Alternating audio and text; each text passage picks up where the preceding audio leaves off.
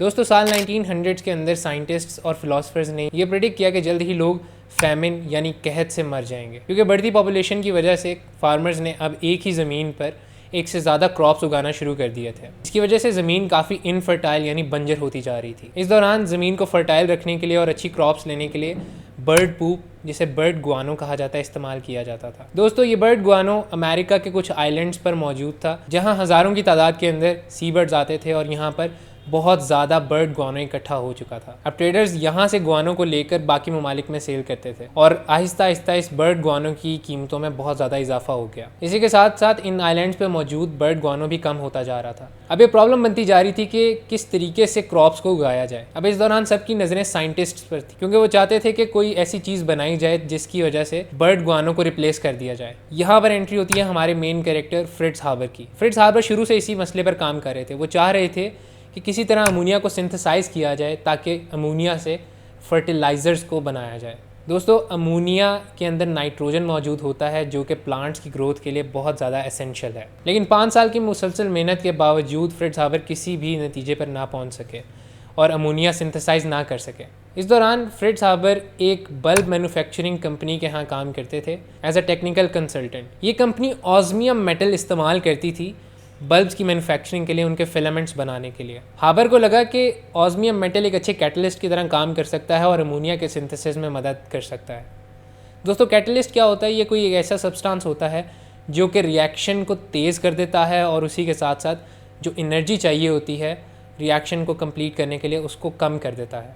दोस्तों ये कैटलिस्ट इसलिए चाहिए था क्योंकि अमोनिया बनाने के लिए नाइट्रोजन के बॉन्ड्स तोड़ने पड़ते हैं। नाइट्रोजन हवा में N2 की फॉर्म में होती है, इसके दरमियान एक ट्रिपल बॉन्डिंग होती है। इन ट्रिपल बॉन्ड्स को तोड़ना पड़ता है, जिसके लिए बहुत ज़्यादा एनर्जी रिक्वायर्ड थी। तो यहाँ एक कैटलिस्ट की ज़रूरत थी जो कि रिक्वायर्ड एनर्जी को कम कर देता। हाबर इस कंपनी से एक ऑस्मियम की शीट ले जाते हैं और इसको अपने गैस चेंबर में प्लेस कर देते हैं। यहाँ पर वो नाइट्रोजन और हाइड्रोजन गैस को 500 डिग्री सेल्सियस पर हीट करते हैं और 200 एटमॉस्फेयर का प्रेशर अप्लाई करते हैं। ऑस्मियम की मौजूदगी के साथ इस पूरे चेंबर में से सिर्फ 6% लिक्विड अमोनिया बनती है, जो कि एक्सट्रैक्ट कर ली जाती है। जब हाबर इस लिक्विड अमोनिया को देखते हैं तो वो खुशी से अपने तमाम कोलीग्स को बुला लाते हैं और उनको ये सब दिखाते हैं। जल्दी हाबर के इस प्रोसेस को कमर्शलाइज़ कर लिया जाता है और फर्टिलाइज़र्स की प्रोडक्शन स्टार्ट हो जाती है। लेकिन इसी के दौरान वर्ल्ड वॉर 1 स्टार्ट हो गई होती है। हाबर की इस सक्सेस को देखते हुए जर्मन आर्मी हाबर को आर्मी के केमिकल वेपन्स के विंग के अंडर ले लेते हैं। यहाँ पर हाबर का काम होता है एक ऐसा केमिकल वेपन डिवाइस करना जिसके ज़रिए जल्द से जल्द अलाइड फोर्सेस को हराया जा सके। यहाँ पर हाबर क्लोरीन गैस डिस्कवर करते हैं। दोस्तों ये गैस बहुत पॉइजनस है और जैसे ही आप इसे इनहेल करते हैं ये आपके लंग्स की म्यूकस लाइनिंग को तबाह कर देता है और बहुत ज़्यादा इरिटेशन की वजह से और लैक ऑफ एयर की वजह से इंसान की मौत हो जाती है। हाबर की इस डिस्कवर्ड गैस को जर्मन ट्रूप्स ने वॉर के अंदर इस्तेमाल किया और क्योंकि क्लोरीन हवा से भारी गैस है तो ये अलाइड फोर्सेस के ट्रेंचेस के अंदर सिंक कर जाती थी। इसकी वजह से कई अलाइड फोर्सेस के ट्रूप्स काफ़ी बुरी मौत मारे गए। इसलिए साल 1918 के अंदर जब फ्रिट्ज हाबर को नोबेल प्राइज़ अवार्ड किया जाने लगा उनकी अमोनिया के सिंथेसिस पे, तो काफ़ी ज़्यादा लोगों ने इसे अपोज़ किया। यहाँ तक कि 2 और लोग जिन्हें नोबेल प्राइज़ मिलने वाला था उन्होंने अपने नोबेल प्राइज़ लेने से ही बायकॉट कर दिया।